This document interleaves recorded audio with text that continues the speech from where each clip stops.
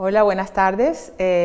Bienvenidos a este ciclo de charlas para la familia que organiza el Ayuntamiento de Murcia a través de la Concejalía de Educación. El día de hoy, mi nombre es Ivonne Pacheco, yo soy psicóloga educativa de Hábitat Cultural y el día de hoy vamos a hablar sobre técnicas para mejorar la atención y la concentración. Antes de empezar, quiero decirle dos cositas. Uno, a las personas que nos están siguiendo por YouTube, va a haber un enlace en Meet para que puedan hacer, los que no puedan hacerlo por escrito, sino que necesiten hacerlo por viva voz, a través del Meet hay un enlace y podéis hacerlo al final de la charla. Y dos, decirles que esto es una charla que va dirigida a los padres, que no es una charla para trabajar en contextos escolares, en aulas de clase, ni que son charlas técnicas, ni es una clase de psicología. Esto es una charla con consejos específicos para los padres. Entonces les doy la bienvenida y vamos a empezar. Os preguntáis, cuando estamos en una fiesta, y de pronto hay mucha gente hablando, está una banda de música, la gente conversando y hay mucho ruido y de pronto entra una chica o un chico que te gusta, que te llama la atención y de pronto se te acerca y tú te pones a conversar con ella, o con él o con ella. Eso, como está el chico de negro, por ejemplo, y la niña, están hablando y de pronto tú te centras tu atención solo en esa chica y te abstraes de todos los demás ruidos, como se llaman, estímulos a tu alrededor. Bueno, pues eso es un ejemplo de atención. Se llama atención, es una forma de atención que se llama atención selectiva, que es cuando nosotros centramos la atención en un estímulo, en este caso la chica o el chico, en el que estamos enfocados ignorando los otros estímulos, que sería la música, el ruido de la fiesta. También nos ha pasado que estamos aquí en este colegio, en el Colegio Juan de la Cierva, estamos en clase y hay distintos tipos de estudiantes, está el profesor o la profesora hablando y hay estudiantes que están atentos y prestando atención a todo lo que dice el profesor o la profesora a lo largo de toda la hora o los 45 minutos que dure la clase. Y luego hay estudiantes que no están prestando atención, que a los 5 minutos ya están tirando avioncitos, molestando al compañero, jalándole el cabello, conversando, diciendo o simplemente pensando en otra cosa. Eso es otro ejemplo de atención, eso sería una atención sostenida, que es mantener la atención durante un periodo largo de tiempo, en el estudio o en el trabajo. Otra situación conocida cuando vamos conduciendo y hacemos una llamada telefónica o escuchamos música. Estamos haciendo dos actividades a la vez. Eso sería un ejemplo de atención dividida, que sería cuando nosotros focalizamos la atención en dos o más cosas, pero eso tiene un truco. No podemos hacer dos actividades que sean conscientes, tiene que ser una actividad que ya esté automatizada, como es la conducción, y luego, en este caso, escuchar música, que es auditivo, o hablar por teléfono. Pero no pueden competir las dos tareas. Luego, otra situación cotidiana, que es cuando estamos cocinando en la cocina, estamos al tiempo que vemos la receta del plato que queremos hacer y con la otra mano estamos cocinando. Entonces, eso sería un ejemplo, por ejemplo, de atención alternante, que es cuando podemos pasar de una tarea a otra. Y tiene que ver un poco también con el tema de la flexibilidad cognitiva, que también es una forma de atención, y ya lo vamos a ver. Otro ejemplo sería cuando es media tarde y se nos da ese antojo de dulce y bajamos corriendo o vamos corriendo a la nevera o al frigorífico y cogemos ese donut y lo vemos ahí apetitoso, pero estamos a dieta. O nos estamos quitando de los carbohidratos. Y entonces, ¿qué hacemos? el impulso ese de comérselo o resistimos la tentación de no comerlo. Eso también es un tipo de atención que se llama atención ejecutiva. Concretamente, control inhibitorio, inhibición ejecutiva, que es la habilidad para inhibir esos impulsos, ¿no? Pensar antes de actuar. Eso es otra forma de atención. Bueno, esos son ejemplos de tipos de atención. Hay otros que suceden en la vida cotidiana, ya sea en nuestra casa, en el colegio, en el trabajo o en nuestro hogar. La atención es fundamental, es la base de todo. Para poder aprender y para luego poder memorizar algo, necesitamos primero la atención. Entonces es básica. Entonces, ¿por qué? Pues nos permite enfocarnos en un estímulo, que es la atención, enfocarse en un estímulo y inhibir en un estímulo, ya sea externo, o en este caso como prestar atención a una persona, conducir, todo eso, prestar atención a un estímulo, o interno también, los pensamientos. Mientras ignoramos otros estímulos irrelevantes. Entonces, y es la base para aprender. La atención es muy importante, es básico para todo. La atención se ha estudiado desde mucho tiempo de una manera, pero a partir de los años 90 empezó a estudiarse desde un enfoque neurocognitivo, con todos estos avances del cerebro y todo esto, con el sustrato neuroanatómico. Entonces hubo un señor que se llama Posner y su colega Petersen, que ellos plantearon un nuevo enfoque en atención. Entonces dijeron que la atención no estaba en un solo lugar, sino que la atención era un sistema que eran como sistemas, redes neuronales que estaban interconectados, que interactuaban entre ellas, un conjunto de neuronas que se especializaban en determinadas tareas, por ejemplo la que vimos, en sostener la atención, en vigilancia, en alerta, en control ejecutivo. Entonces ellas se reúnen, se juntan, forman un sistema y están interconectadas. Entonces básicamente son 3 redes y ellas son las que nos permiten dirigir la atención, orientarla, mantenerla, sostenerla y controlar la atención. Son 3. Son 3 redes, ¿no? Está la red orientativa, la red ejecutiva y la red de alerta. Entonces voy a hablar de ellas, pero antes quería decir una cosilla que no se me olvidara sobre el tema de la atención. La atención es, porque estamos hablando para cuestiones de los niños, ¿no? En el colegio y en la casa. La atención es voluntaria, o sea, requiere un control voluntario, requiere un esfuerzo. Entonces, eso es importante saberlo porque no requiere energía, o sea, requiere una acción de nuestra parte.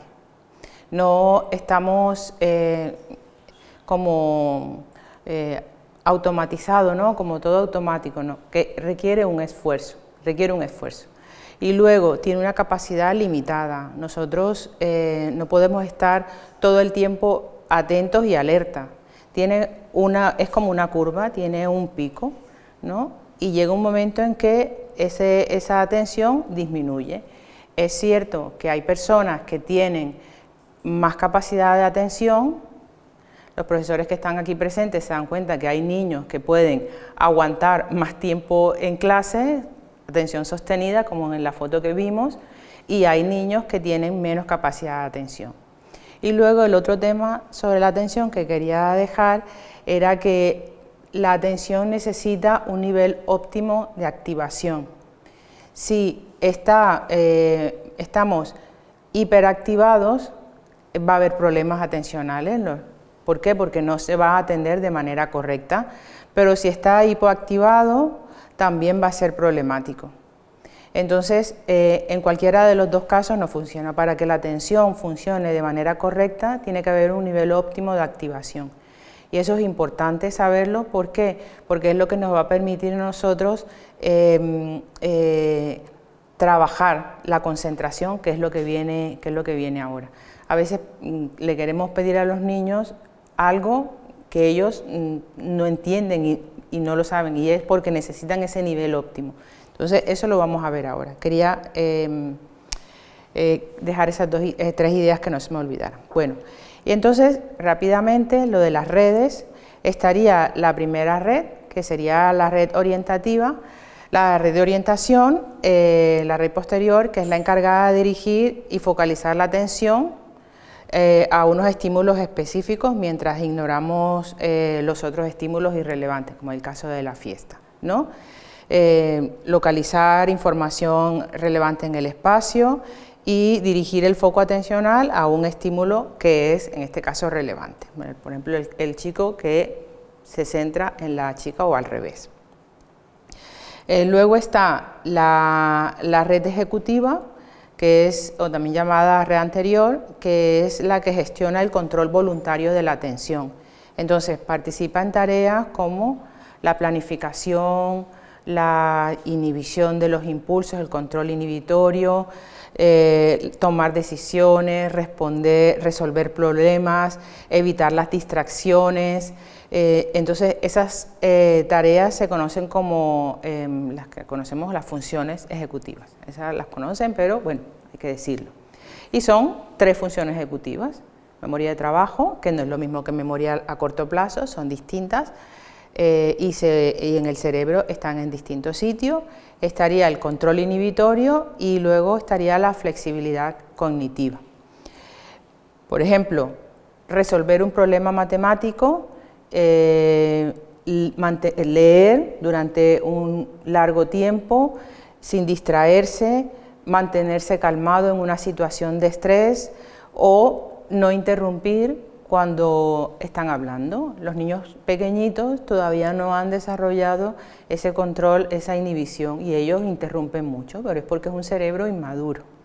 A medida que van creciendo, van aprendiendo el control, el autocontrol, entonces ya cada vez menos. Sin embargo, todavía hay niños que les cuesta, porque no han madurado lo suficiente. Todo eso tiene que ver con funciones ejecutivas.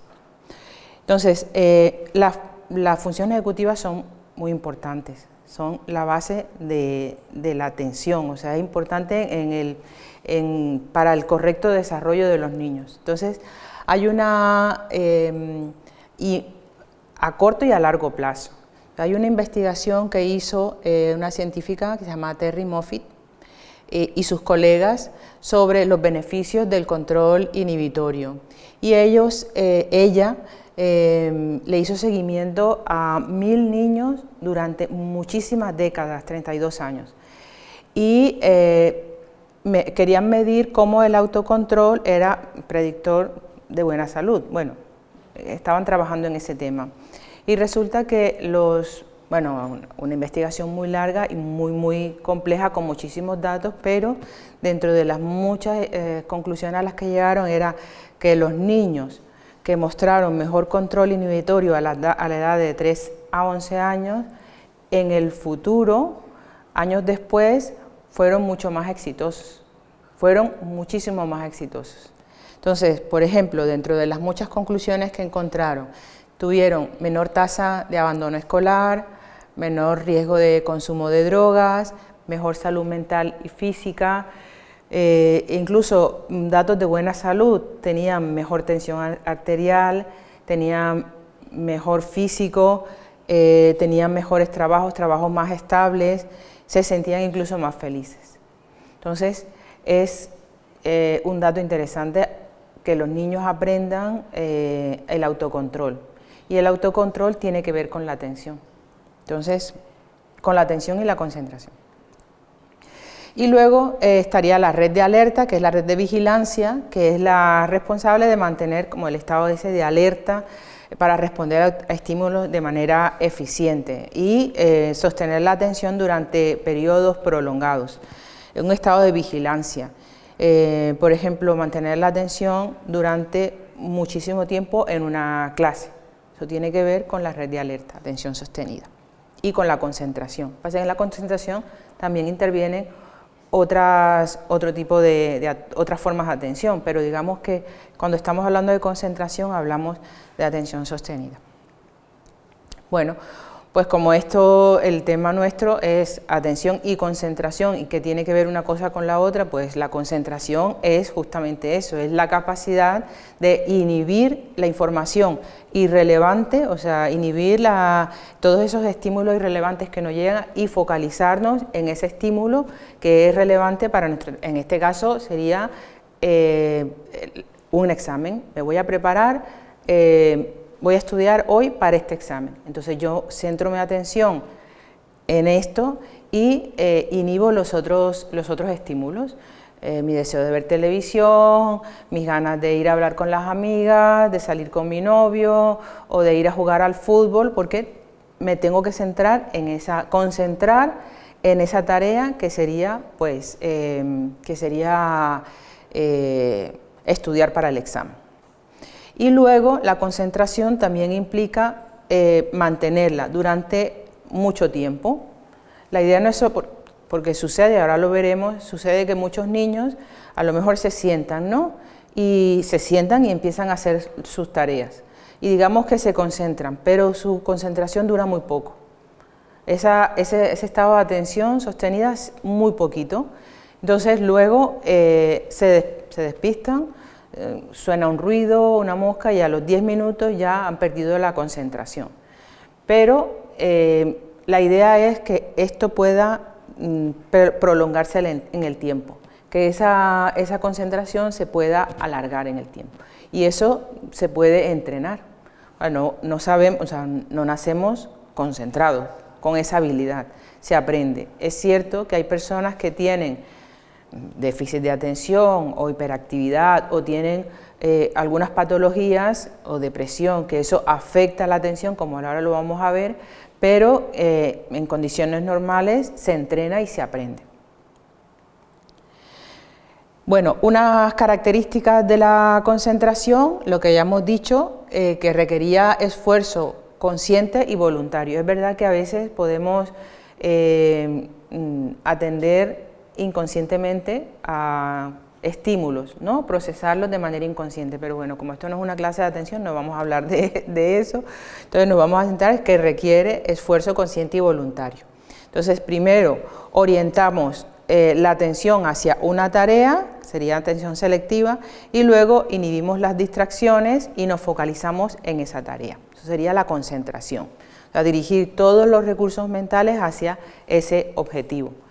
La concentración implica esfuerzo, como lo había dicho al principio, y eso requiere mucho esfuerzo cognitivo. Entonces, hay gente que le da pereza concentrarse. Entonces, a lo mejor busca otras formas de distraerse, aliviar el estrés. El martes pasado estuvimos hablando del ciclo de la procrastinación y cuáles eran las causas. Y a veces sucede que nos cuesta concentrarnos porque la tarea es difícil, no estamos motivados. ¿Por qué? Porque la concentración requiere esfuerzo, requiere un esfuerzo constante. Entonces eso hay que entrenarlo. Y lo que decíamos, que estaba sujeto a influencias como la motivación, el interés e incluso el nivel de energía, el arousal, el nivel de activación. Si estamos muy poquita energía, nos va a costar concentrarnos. Pero si estamos en exceso, con mucha energía, también. Porque no vamos a poder centrar nuestra atención, va a ser muy cortita. ¿Qué otros factores influyen en la concentración? La cantidad de objetos a los que tengamos cerca. Entonces, si tenemos que atender a muchos objetos que tenemos cerca, tendremos que repartir nuestra atención en esos objetos, por lo tanto la atención va a disminuir, la concentración va a disminuir. Entonces, entre menos objetos tengamos que distribuir nuestra atención, nosotros podremos concentrarnos con mucho más eficacia. Por eso yo insisto mucho en estas charlas de padres que los niños estén en su habitación.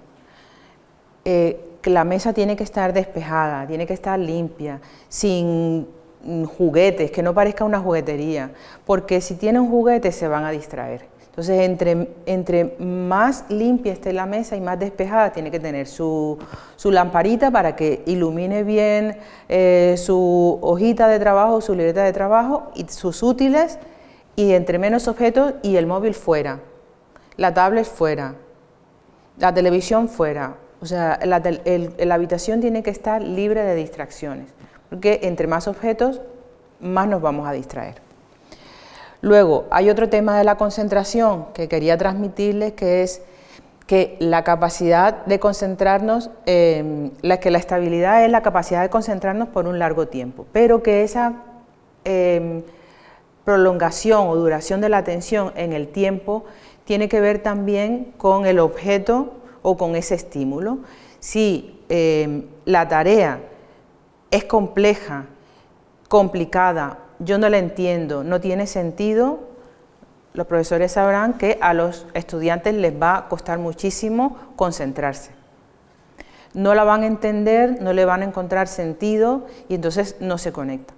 No van a conectarse con esa tarea y su nivel de concentración, a lo mejor se sientan y están dispuestos, pero si no le encuentran sentido, su concentración, cualquier cosa que suceda alrededor, viene el hermano, abre la puerta, suena un ruido, pasa el coche, se van a distraer completamente.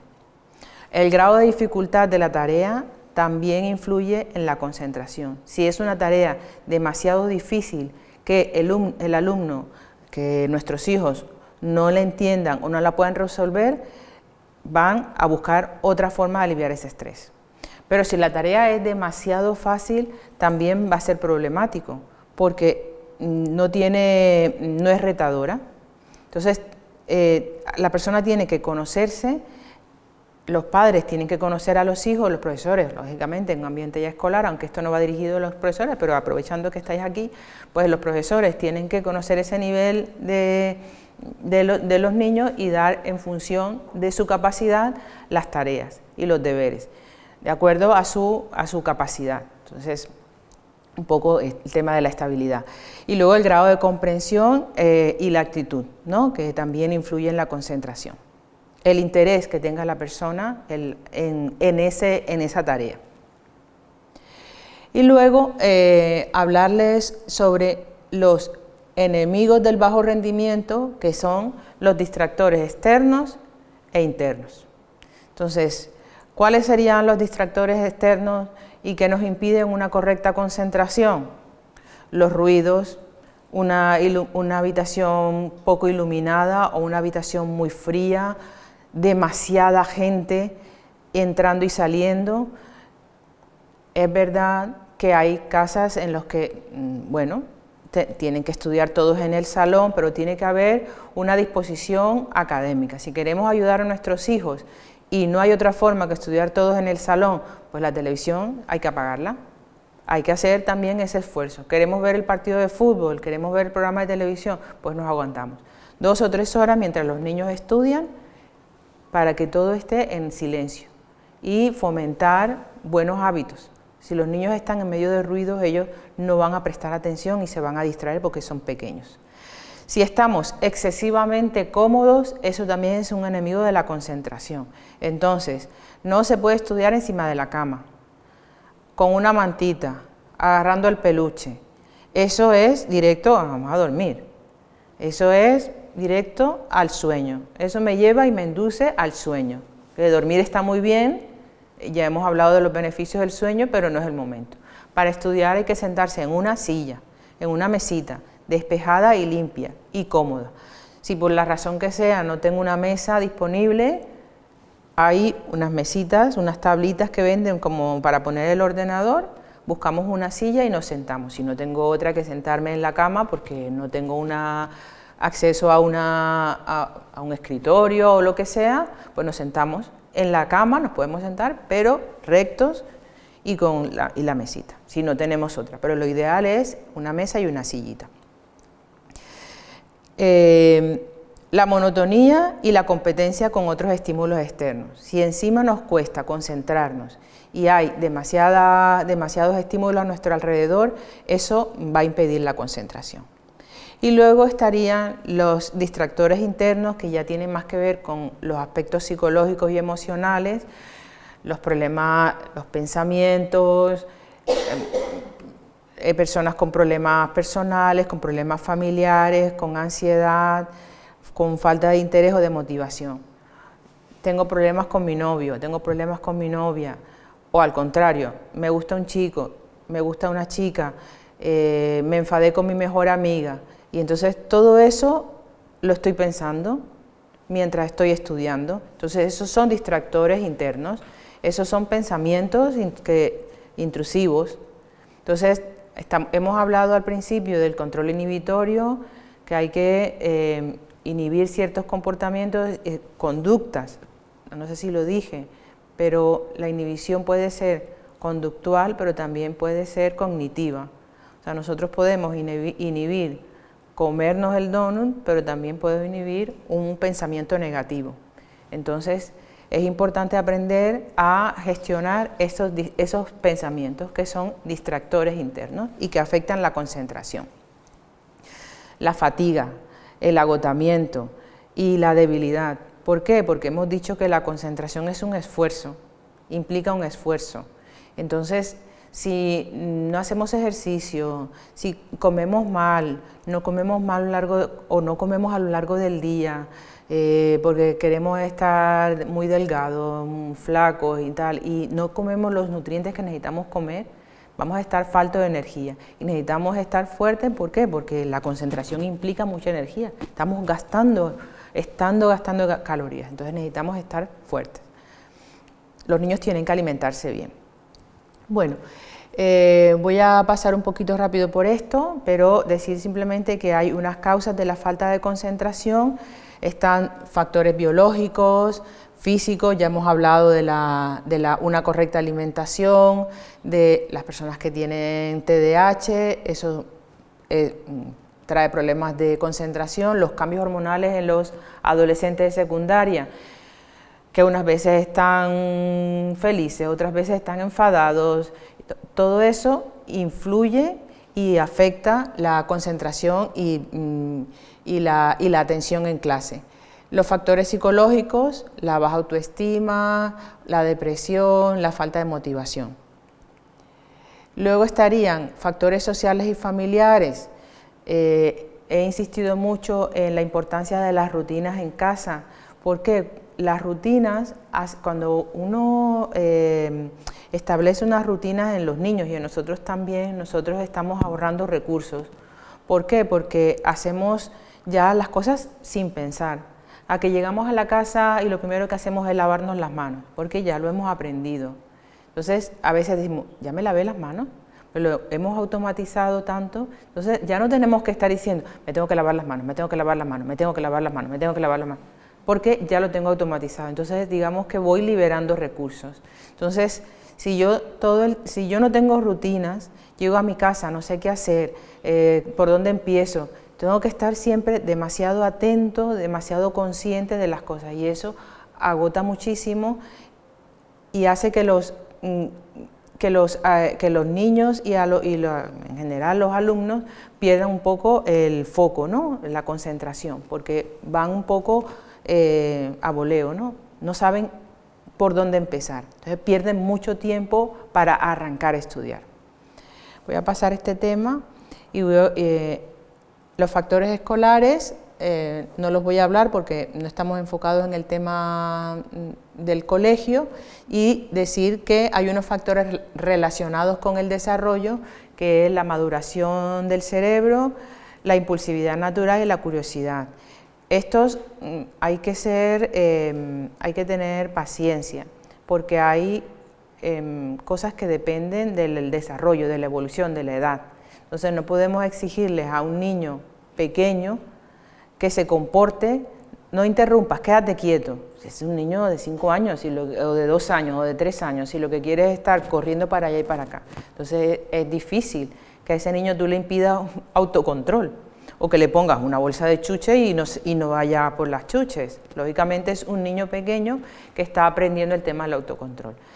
Si ya eso sucede en un niño de 14, 15 años, ahí sí, tú dices, bueno, ya tiene una edad que ya debe ir aprendiendo. Entonces, la maduración es importante cuando vayamos a establecer las pautas. y la edad. Y luego el impacto en el rendimiento escolar de la falta de concentración, pues lógico, dificultad para hacer la tarea, las bajas calificaciones, el bajo rendimiento, la procrastinación que estuvimos hablando, y los que les interese el tema, pues en la charla anterior sé cómo crear hábitos saludables, pues está la información de la procrastinación. Vamos a saltarnos esto porque quiero hablar un poquito de las consecuencias emocionales, baja autoestima, mucho estrés, frustración, dificultades sociales, y quiero estar aquí. Entonces, ¿qué estrategias? Bueno, ya hemos hablado de lo que es la atención y la concentración, abuelo de pájaro, ¿no? Esto es bastante reducido porque esto es una asignatura completa y la idea no es hacer una clase de atención y psicología, sino dar un poco, contextualizar, ¿no? Entonces, ¿qué podemos hacer para mejorar la atención y la concentración, ya que vimos que es importante para el rendimiento académico y el bienestar emocional de mi niño? Entonces, uno, el tema de la intervención temprana. Si nosotros vemos que nuestros hijos tienen problemas de déficit de atención, o vemos que ya debería empezar a mejorar, controlar sus impulsos, el autocontrol, estar mucho tiempo sosteniendo la atención en clase y no lo consigue, me llaman del colegio y dice que el niño se distrae mucho, entonces hay algo está pasando, entonces habría que pensar en una intervención, pero para poder hacer una intervención primero hay que hacer un diagnóstico.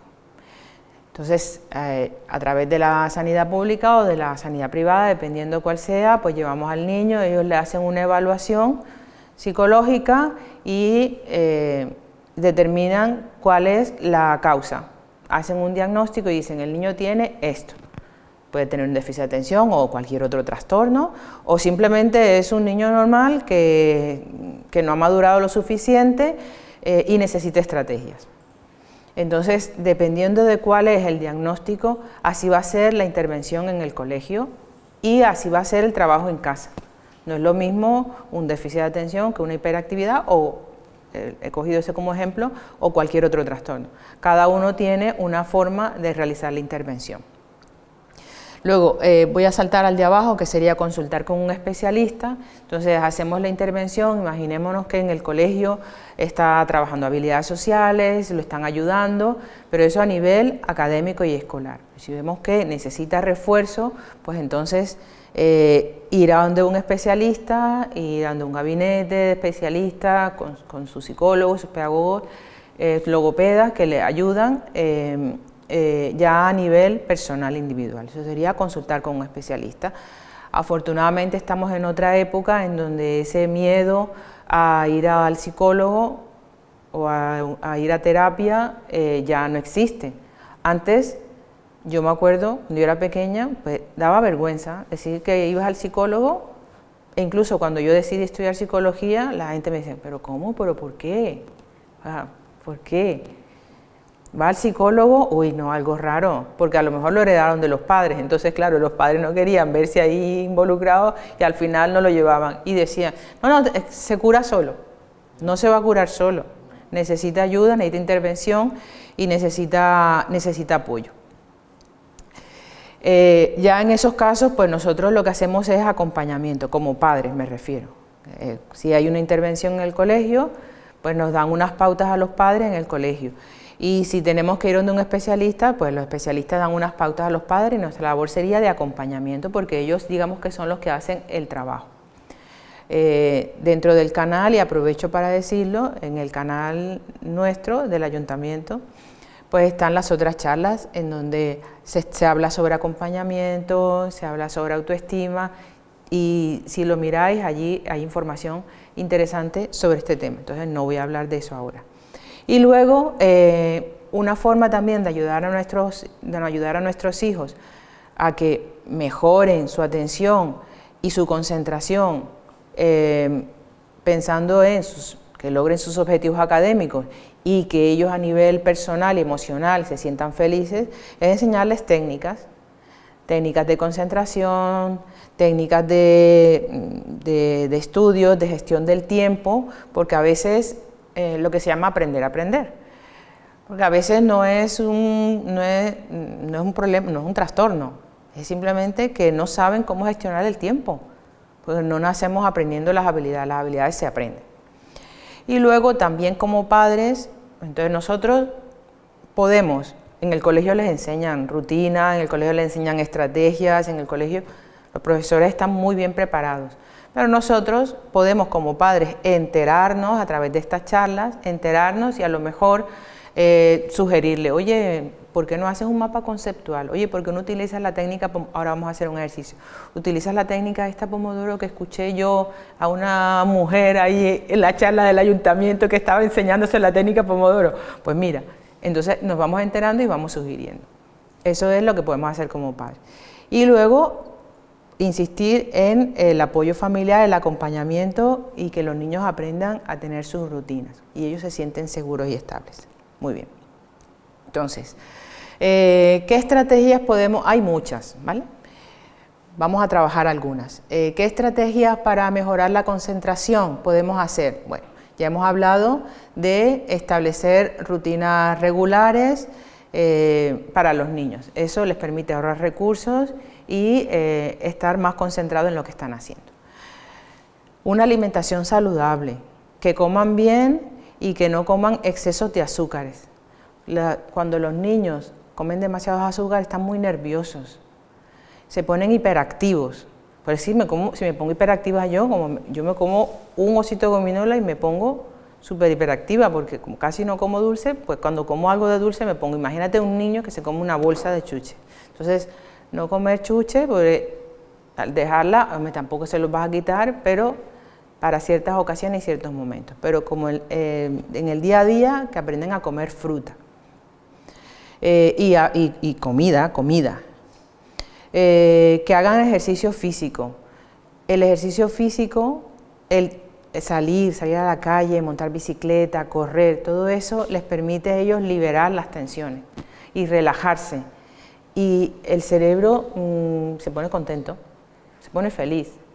Aparte, el ejercicio enseña esforzarse, enseña a trabajar habilidades que a través del juego y a través del deporte es la mejor forma de que ellos aprendan este tipo de atención, por ejemplo, de focalizar la atención, ahora lo vamos a ver a través de los juegos y a través del deporte. Que duerman, que se vayan temprano a la cama.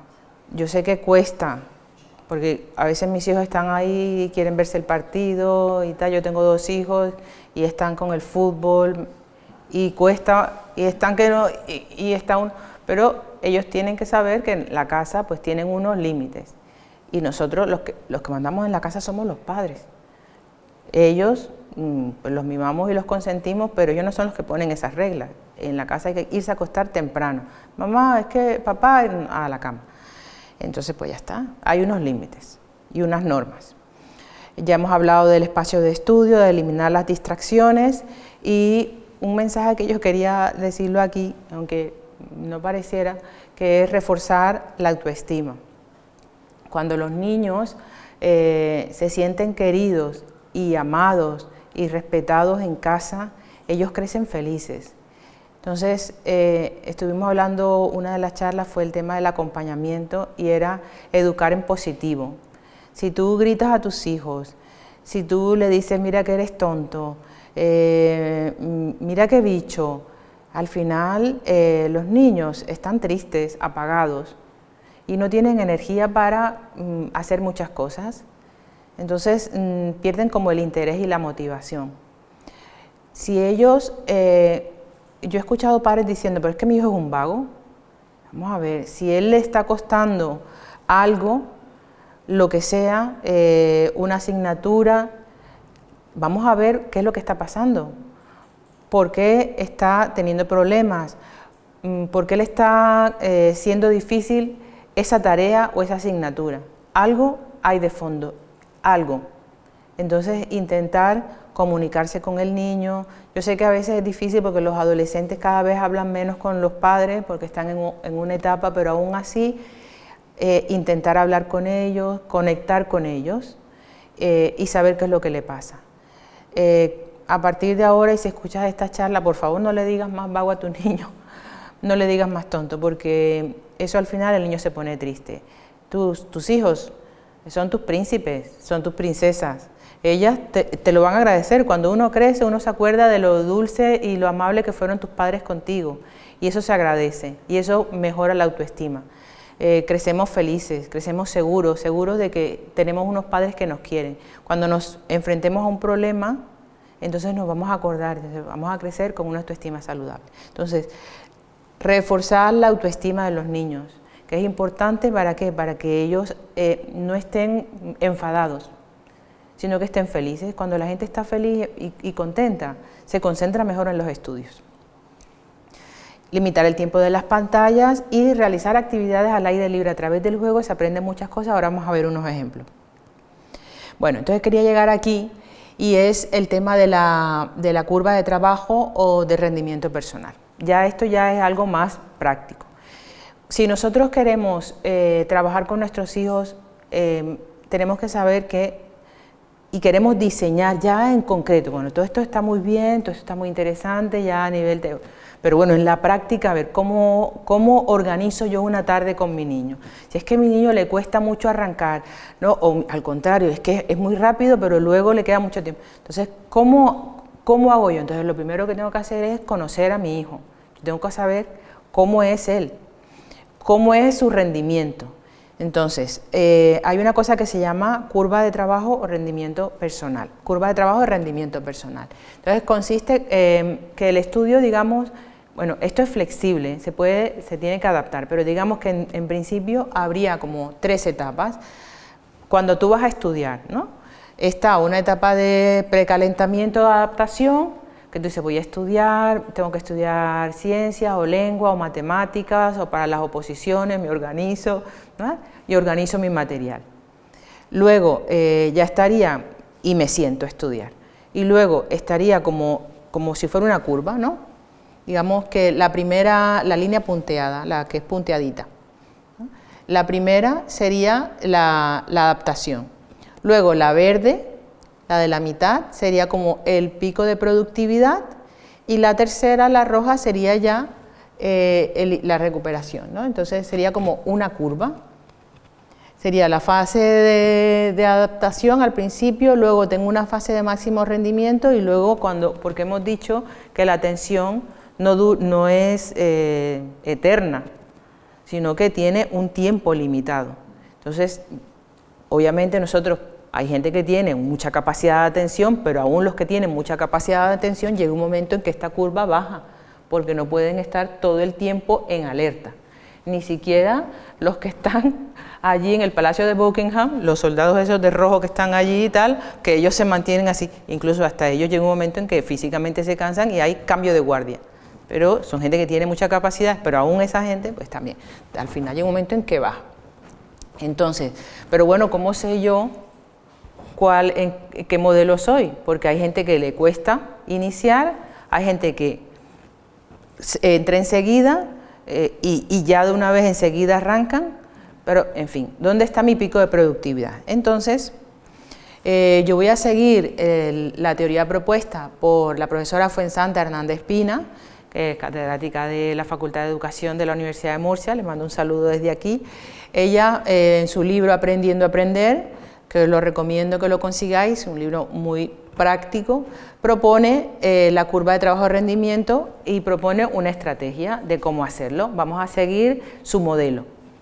Entonces, ¿qué hay que hacer para conocer cuál es nuestro máximo rendimiento?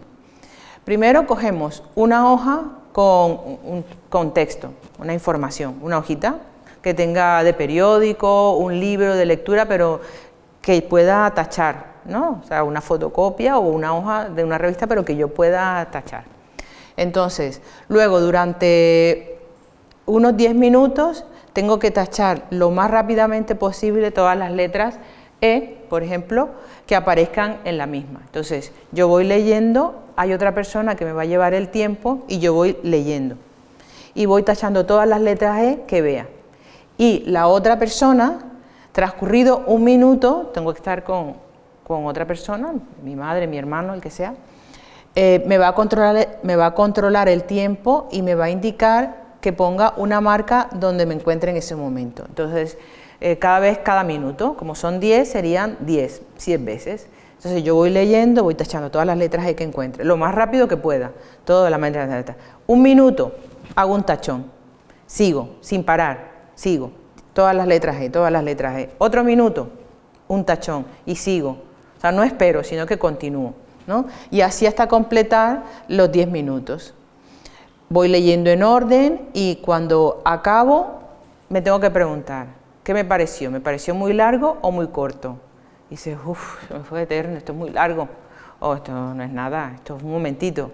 Entonces ahí ya me está dando pistas de cómo es mi capacidad de concentración y cómo trabajo. Entonces con esos datos vamos a hacer una curva, que es la diapositiva siguiente. Entonces la curva tiene se me ha olvidado la palabra. La tabla, gracias.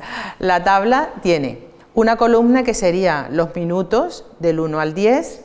¿Me puedo acercar? ¿Me puedo mover hasta aquí? Así. Que sería hasta aquí, del 1, la primera columna. Luego la segunda columna sería la cantidad, que son el número de letras tachadas. Luego los errores, que serían las letras mal tachadas. Y luego la calidad, que sería la cantidad, que sería 60, menos 5, que es una constante, por el número de errores, que sería 5. Entonces 5 por 5, 25, 60 menos 25, 35. Y así hago con los 10 resultados, que eso se hace muy rápido. Se hace muy rápido. Entonces al final ya nos vamos dando cuenta más o menos cómo podría ir la curva. Mira, al principio tuve un error, luego mejoró el error y ya luego vamos viendo cómo va descendiendo. ¿Vale? Entonces ya tenemos esto. ¿Qué hacemos con este resultado? Pues hacemos un planito, ¿no? Y hacemos una curva. En un eje va la cantidad y la calidad y en el otro eje los minutos. Y hacemos dos curvas. Una curva más oscurita, que sería la cantidad, y la otra sería la calidad, ¿no? Entonces, aquí. Entonces, ¿qué sucede? Que es posible, cuando hagamos nuestro ejercicio, que tengamos 3 tipos de curvas. Puede ser que se parezca a la A, que se parezca a la B o que se parezca a la C. ¿Vale? Entonces, por ejemplo, el modelo A. Si mi curva es más o menos así, ¿no? Significa que esta persona tiene en el primer periodo de estudio, por ejemplo, un periodo de estudio de 40 a 60 minutos, puede empezar por las asignaturas con dificultad media. Tiene una curva más o menos normal. Digamos que empieza a estudiar, no le cuesta mucho, pero tampoco comienza a estudiar enseguida. Se toma un tiempito, corto. Entonces digamos que esta persona, dependiendo de cómo es su curva, pues que empiece por las asignaturas con dificultad media. Luego, cuando tiene su máximo rendimiento, que coja las asignaturas difíciles. En su segundo periodo de estudio, que sería 1 hora y media, esto es para estudiantes universitarios, porque esto es una investigación en contexto universitario, pero se adapta igual para secundaria y para primaria. Y luego, bueno, estos son los descansos, y luego cuando ya va descendiendo la curva, que ya la persona está más cansada, pues las asignaturas más fáciles. Ese sería el modelo A. El modelo B, que sería, si mi curva es de estas, entonces quiere decir una persona que le cuesta bastante, ¿vale? Entonces esta persona, si el precalentamiento es muy largo, da mucha vuelta, le cuesta, se levanta, va a la cocina, se toma una galletita, llama, coge el móvil, no entiendo, se queda allí, o sea que le cuesta mucho arrancar, entonces esta persona no puede empezar por las asignaturas difíciles. Esta persona tiene que empezar por las asignaturas más fáciles y luego las de dificultad media. Y cuando ya ha calentado motores, entonces que cojan las más difíciles, ¿no? Y luego estaría el modelo B, el modelo C, que sería una persona que no calienta, o sea, arranca enseguida. Entonces esta persona puede empezar por las asignaturas más difíciles primero, luego sigue por la dificultad media y cuando ya está cansado, pues que coja las fáciles. Entonces, nosotros tenemos que saber cuál es bueno, y este es un modelo que se utiliza también en las empresas. Si yo sé cuál es mi capacidad y mi rendimiento, si yo sé que a mí me cuesta mucho empezar, yo no voy a empezar por las más difíciles, porque me voy a quedar dormida y no voy a asimilar nada, no voy a comprender nada. Entonces, esta curva nos va a ayudar a entender eso. Luego, recordar un poco bueno, ya hemos terminado con el tema de la curva de rendimiento. Otro aspecto que quería decirles, que lo estuvimos hablando el martes, pero como son charlas distintas, grupos distintos, es recordar la curva del olvido. Si nosotros no recordamos una información, ¿no? Nos dan una información, pero no repasamos esa información, a las 24 horas se nos va a olvidar la mitad y a los 2 días solo recordaremos el 30%, si no repasamos esa información. Entonces, ¿qué viene a decir esta charla? Esta charla viene a decir que nosotros tenemos que espaciar el repaso. Nosotros tenemos que, si hoy estudiamos algo, entonces dentro de 2 días volver a repasar, el repaso espaciado, y dentro de 4 días, es decir, repasar de manera espaciada. ¿Para qué? Para que la información no se nos olvide, no quedarnos con una sola información, es decir, bueno, ya yo estudié hoy y tengo el examen la otra semana, ya se nos ha olvidado hacer un resumen, utilizar un mapa conceptual o tomar nota y repasar de manera espaciada para que no se olvide. Y luego recordar que la información que no tiene ningún sentido para ti o que es muy superficial se va a olvidar muy rápido, pero que la fórmula esta, que es retención igual a tiempo por intensidad, si la intensidad de la información tiene mucha carga emocional negativa, por ejemplo, algo traumático, se va a recordar mejor, Entonces, bueno, eso para que lo tuvierais en cuenta, lo del tema del repaso. Porque es verdad que nosotros, como estamos hablando de concentración, nosotros estamos estudiando y nos preparamos y estudiamos el examen y lo hacemos y lo conseguimos. Pero eso que estamos estudiando, aunque estemos concentrados, dentro de 2 o 3 días, tenemos que seguirlo repasando. Entonces, que hay muchas cosas que intervienen en el tema de la concentración. Y luego recordar que hay unas técnicas de gestión del tiempo, que en este sería la técnica Pomodoro, que es, tenemos una tarea y estudiar cada 25 minutos, descansamos 5, 25 minutos, descansamos 5 y así cumplimos un ciclo, y cuando cumplimos un ciclo descansamos 15 minutos y luego volvemos a empezar. Entonces, esta es la técnica que estuvimos hablando la vez pasada, sería algo así, 25 minutos concentrados, sin distracciones, descansamos 5, 25 minutos otra vez, descansamos 5 y así completamos un ciclo de 4 pomodoros y descansamos 15 minutos. Cada pomodoro, cada ciclo, vamos aumentando 5 minutos más, dependiendo de la cantidad de asignaturas que vayamos a estudiar. Entonces yo he hecho un ejercicio, por ejemplo, si yo tengo una tarde de estudio de 3 horas. 3 horas puede ser mucho para algunas personas, pero puede ser poco para otras. Esto se ajusta. Si la edad del niño es muy pequeño, no lo va a poner a estudiar 3 horas, pero a un niño de secundaria que tiene un examen de química o está estudiando para la tal, 3 horas incluso hasta se queda pequeño. Pero bueno, yo he hecho un término medio y digo 3 horas. Entonces imaginémonos que tengo que estudiar. La meta sería avanzar en matemáticas y lenguas. Y yo voy a estudiar esto es como para estudiar todos los días. Yo todos los días voy a estudiar tranquilamente 3 horas, de 5 de la tarde a 8 de la tarde. Entonces, me voy a mover por aquí, o si lo veis, tal. Entonces, yo empiezo y me dedico 10 minutos, aquí empezamos aquí en el primer escalón, me dedico 10 minutos a organizar y a planificar. Y entonces, el verde va a ser matemáticas. Entonces, empiezo de 25 minutos, repaso los conceptos claves, que es importante. Luego descanso 5 minutos. Luego, otros 25 minutos me dedico a resolver ejercicios prácticos. Descanso 5 minutos. Y luego otros 25 minutos a corregir y a trabajar sobre los errores. Eso es una tarde de matemáticas, normal. No tengo examen al día siguiente. Si tengo examen, lógicamente esto va a modificarse.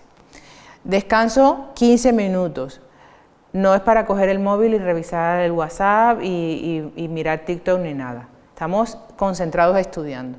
Entonces yo descanso, bebo agua, como algo, meriendo, doy un paseo, doy una vuelta, me relajo, hago estiramientos y luego me voy a dedicar 15 minutos. Pongo mi cronómetro y ahora me dedico a lengua.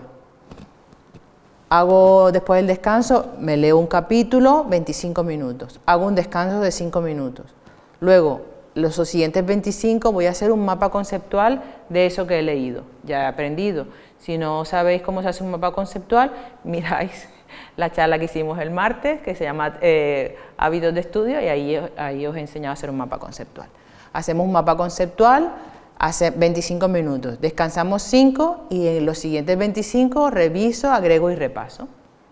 Y ya, fin del estudio diario y un paso más cerca de la meta. Eso sería una tarde de estudio utilizando la técnica Pomodoro, todos los días. Imagínate que tienes un examen, pues lo adaptas y lo modificas. Y se puede, y eso te ayuda a la concentración. Eso es una forma práctica de trabajarla. Hemos dicho que también una estrategia mnemotécnica sería la del método LOSI. La memoria puede ser por repetición, pero en este caso vamos a usar la asociación. Entonces, dijimos, por ejemplo, que es asociar información con algo conocido. Entonces yo, por ejemplo, el martes puse un ejemplo, ahora he puesto otro. Dice, mi meta es, porque me lo han puesto en química, recordar los 5 elementos químicos de la tabla periódica. Entonces yo digo, voy a asociarlo con algo familiar porque no hay forma de aprenderme esos 5 elementos, son muy difíciles. Entonces yo voy a seleccionar un lugar familiar para mí en mi cabeza. Voy a hacerle un recorrido mental, yo creo ese recorrido y asocio información a puntos clave. Entonces voy a leer un poco, a ver cómo sería. A ver si lo encuentro. Creo que lo tengo por aquí. A ver. Aquí está. Entonces, resulta que yo esto lo he asociado. Entonces voy a hacer así. Yo imagino, mi meta es recordar los 5 elementos químicos de la tabla periódica: hidrógeno, helio, litio, berilio y boro. Eso de memoria no me los puedo aprender porque no sé. Entonces yo voy a usar la memoria asociativa. Esta es mi casa, entonces yo imagino que al abrir la puerta principal, una gran burbuja de gas hidrógeno flota y estalla suavemente. Esto me recuerda que el hidrógeno es el primer elemento y un gas muy ligero. En el salón hay globos llenos de helio que flotan hasta el techo, que me recuerda que el helio es un gas noble y muy ligero. Imagino también una sartén en la cocina que está llena de baterías de litio en lugar de comida. Allí. Esto me evoca el uso del litio en las baterías. Y luego visualizo un gato negro muy oscuro que me recuerda al boro. Y finalmente veo una mesa de comedor amarilla brillante que me recuerda a una sustancia brillante y resistente, el berilio, que simboliza aleaciones ligeras y resistentes. Y entonces yo, pues como me cuesta repetir de memoria, pues utilizo la visualización. Y entonces cierro los ojos y me imagino la pompa, la burbuja. Y es una forma divertida de memorizar. Es una forma.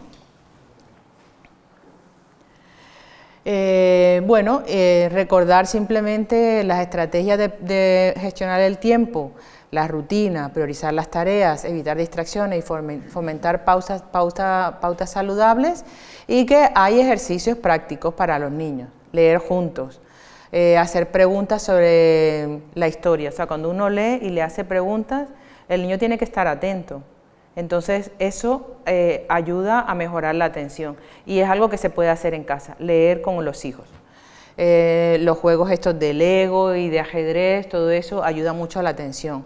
Respirar profundo, enseñarlos a respirar. Cuando estén muy tensos o que tengan ganas de comer compulsivamente, que ellos, o que estén enfadados, enseñarles a respirar.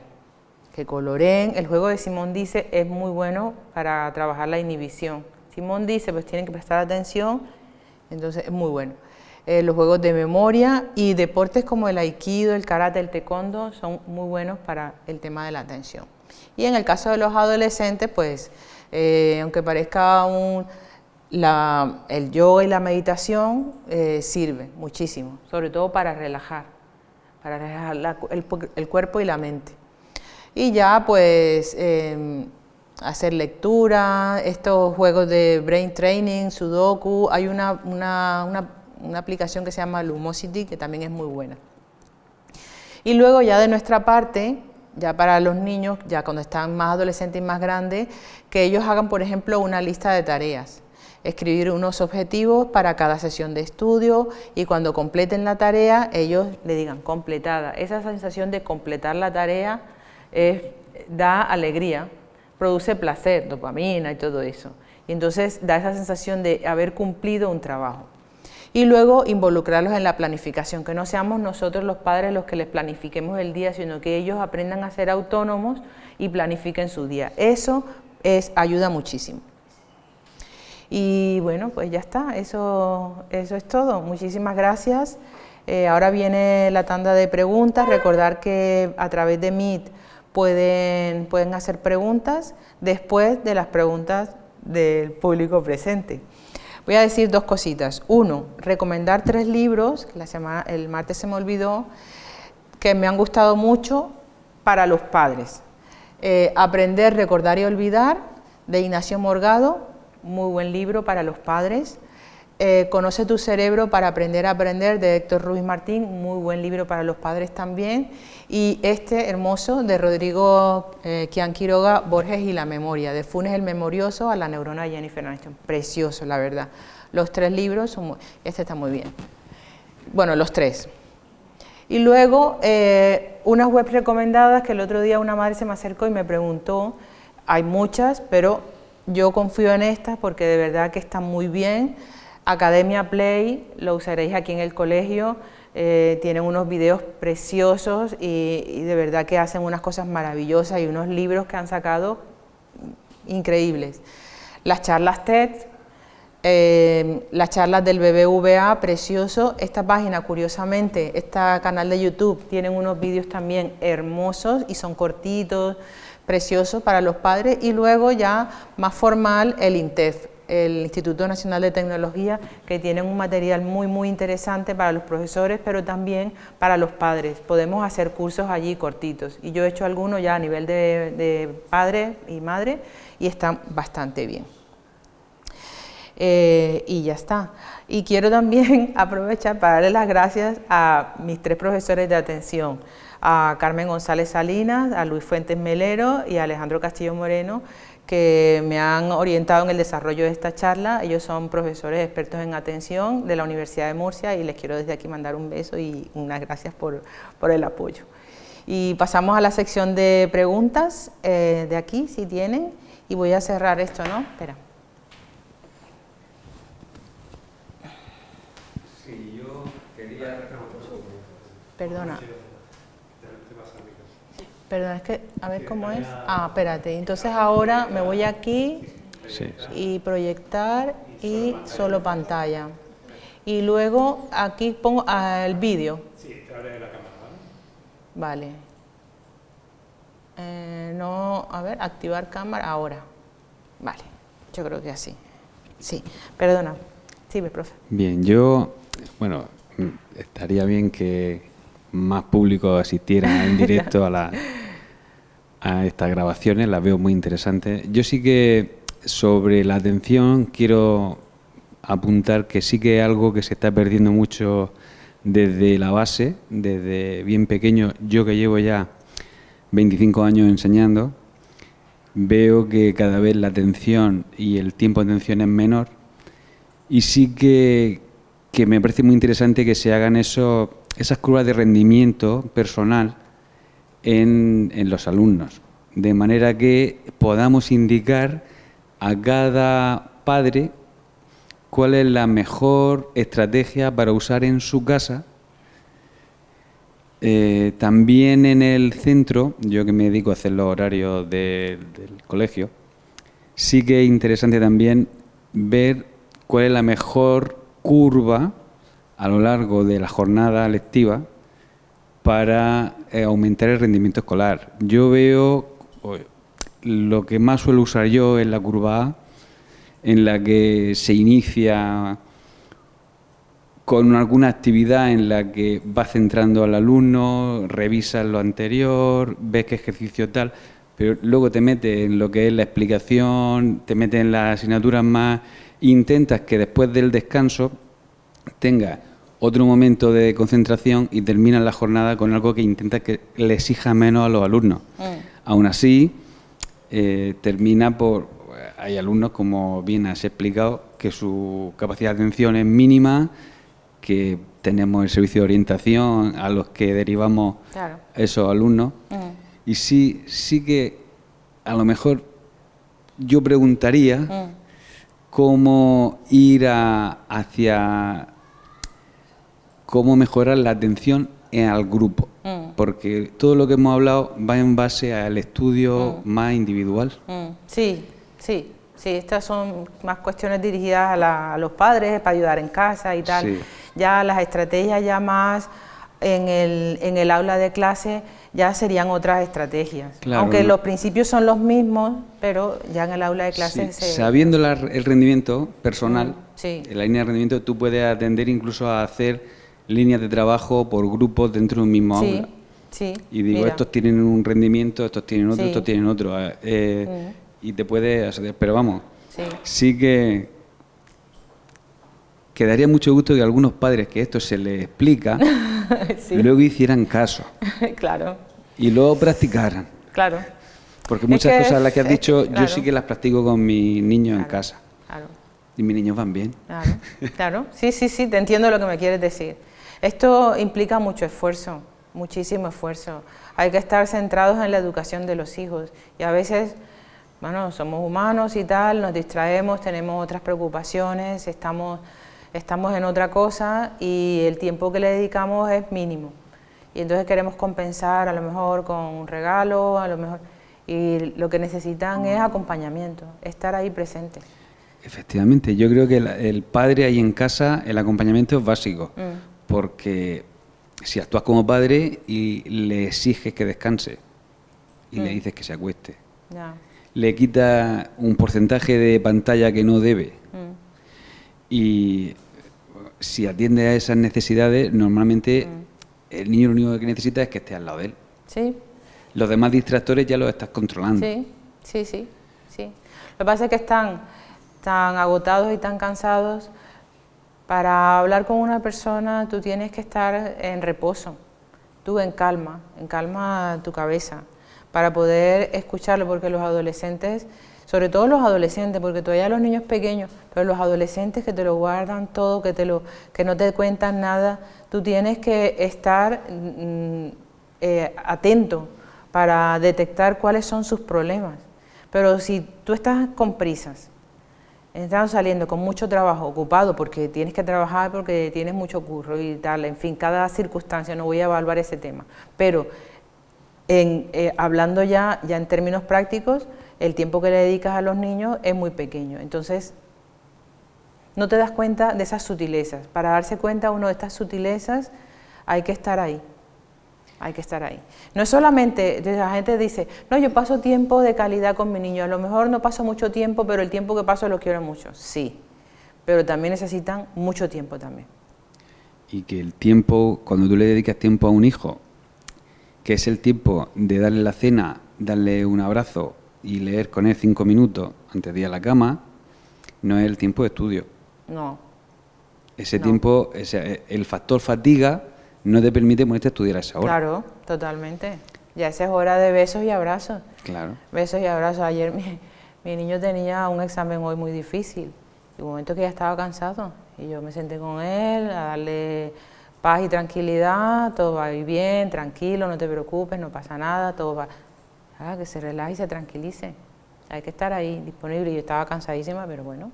Y el marido también que ha estado con él. En fin, que hay que estar ahí para ellos. Entonces, pues sí, tienes razón.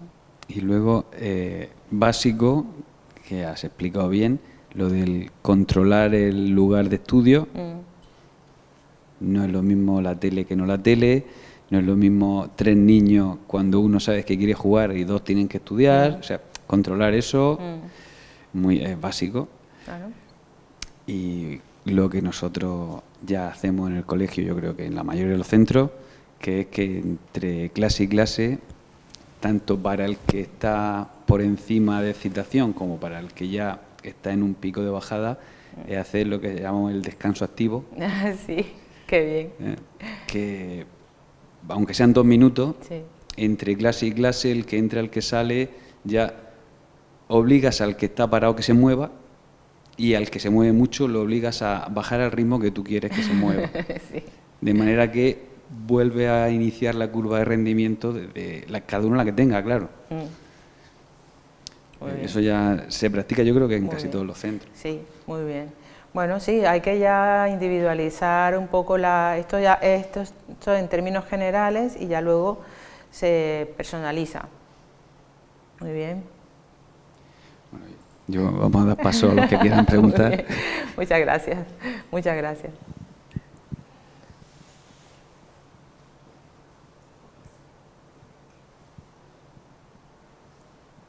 Vale. Recordar si hay alguna persona en el chat que quiera hacer preguntas por el chat o por Meet, pues este es el momento. Y si quieres recordar que están disponibles todas las, que está la última charla. Claro. Esta es la última charla de este primer ciclo de charlas para las familias. Fueron 12 charlas. Fueron 10. Están en el canal. Allí lo podéis disfrutar, volverlas a ver y disfrutarlas. Ahí están.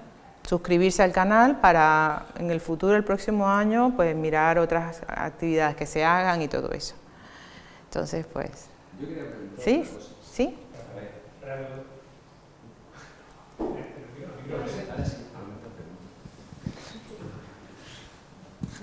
A ver, sí, en cuanto a las curvas de rendimiento que hemos hablado antes, que me han interesado mucho. Sí,